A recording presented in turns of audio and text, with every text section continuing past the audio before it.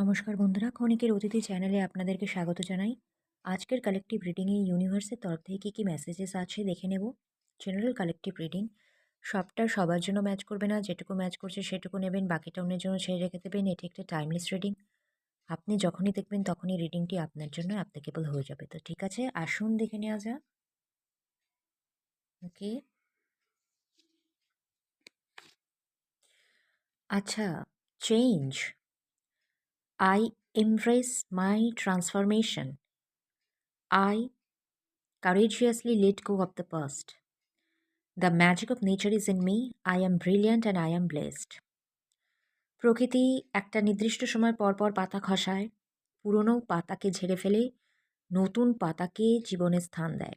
সেইভাবেই ড্রাগন ফ্লাইয়ের যে মেসেজটা এসছে, এটা একটি চেঞ্জ বা পরিবর্তনকে নির্দেশ করছে আপনার জীবনে।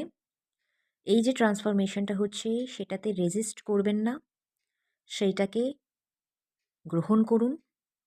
কারেজিয়াসলি late go of the past বা অতীতকে সবসময় লেট গো করা যায় না।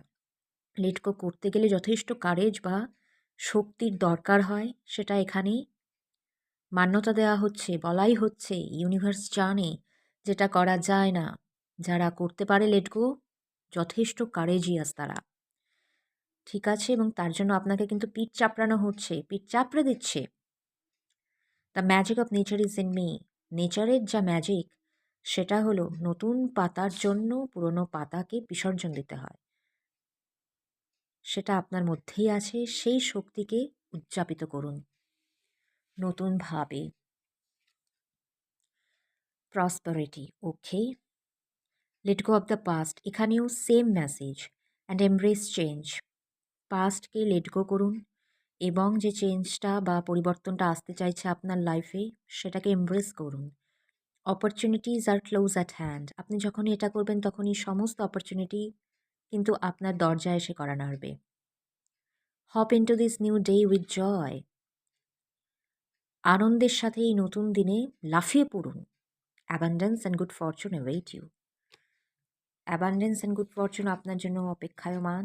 Inventor, decide on what you really want, আপনি কি চান সেটা আগে ডিসাইড করুন। You have the ingenuity to claim it. Avoid being the trickster and practice integrity. You have many roles and can juggle them well.